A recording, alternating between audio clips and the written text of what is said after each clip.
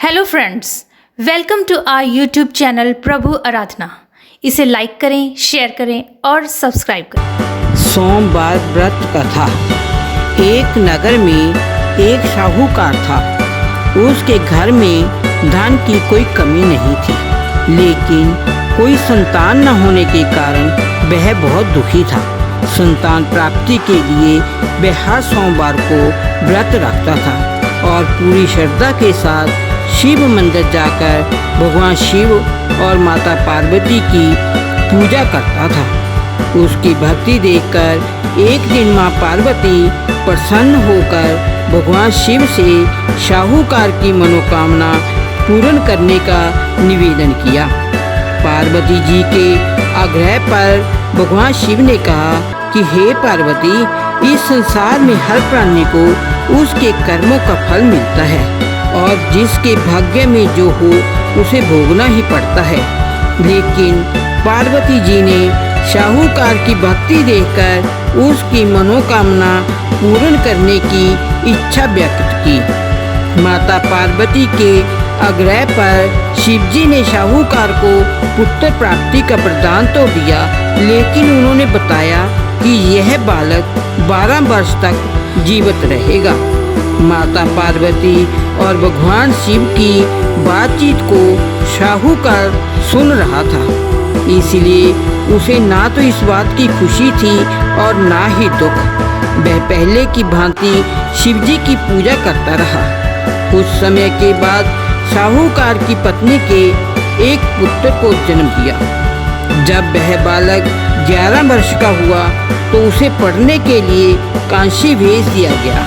साहूकार ने पुत्र के मामा को बुलाकर उसे बहुत सारा धन देते हुए कहा कि तुम इस बालक को काशी विद्या प्राप्ति के लिए ले जाओ। तुम लोग रास्ते में यज्ञ कराते जाना और ब्राह्मणों को भोजन दक्षिणा देते हुए जाना। दोनों मामा भांजे इसी तरह यज्ञ कराते और ब्राह्मणों को दान दक्षिणा देते काशी नगरी निकल पड़े। इस दौरान रात के में एक नगर पड़ा, जहां नगर के राजा की कन्या का विवाह था। लेकिन जिस राजकुमार से उसका विवाह होने वाला था वह एक आंख से काना था। राजकुमार के पिता ने अपने पुत्र के काना होने की बात को छुपाने के लिए सोचा, क्यों न उसे साहूकार के पुत्र को दूल्हा बनाकर राजकुमारी से विवाह करा दूं। विवाह के बाद इसको धन देकर विदा कर दूंगा और राजकुमारी को अपने नगर ले जाऊंगा। लड़के को दूल्हे के वस्त्र पहनाकर राजकुमारी से विवाह करा दिया जाए। साहूकार का पुत्र ईमानदार था, उसे ये बात सही नहीं लगी, इसीलिए उसने अवसर पाकर राजकुमारी के दुपट्टे पर लिखा कि तुम्हारा विवाह तो मेरे साथ हुआ है, लेकिन जिस राजकुमार के संग तुम्हें भेजा जाएगा वह एक आंख से काना है।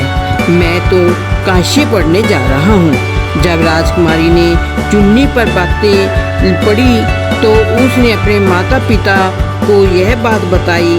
राजा ने अपनी पुत्री को विदा नहीं किया, फिर रात वापस चली गई। दूसरी ओर साहूकार का लड़का और उसका मामा काशी पहुँचे और वहां जाकर उन्होंने यज्ञ किया। जिस दिन लड़का 12 साल का हुआ उस दिन भी यज्ञ का आयोजन था। लड़के ने अपने मामा से कहा कि मेरी तबीयत कुछ ठीक नहीं है। मामा ने कहा कि तुम अंदर जाकर आराम कर लो।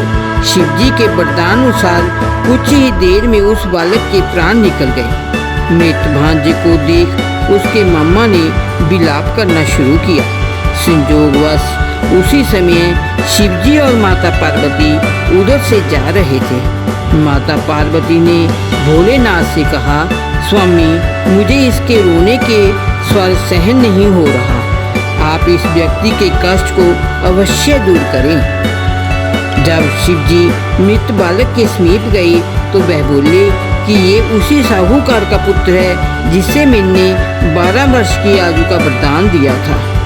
अब इसकी आयु पूरी हो चुकी है।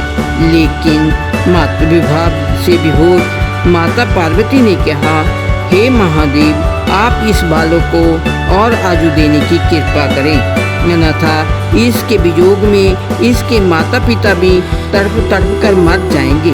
माता पार्वती के पुण्यग्रह पर भगवान शिव ने उस लड़के को जीवित होने का वरदान दिया। शिव जी की कृपा से वह लड़का जीवित हो गया। शिक्षा पूरी करके लड़का मामा के साथ अपने नगर की ओर वापस चल दिया। दोनों चलते हुए उसी नगर में पहुँचे जहाँ उसका विवाह हुआ था। उस नगर में भी उन्होंने यज्ञ का आयोजन किया। उस लड़के के ससुर ने उसे पहचान लिया और महल में ले जाकर उसकी खातिरदारी की और अपनी पुत्री को विदा किया।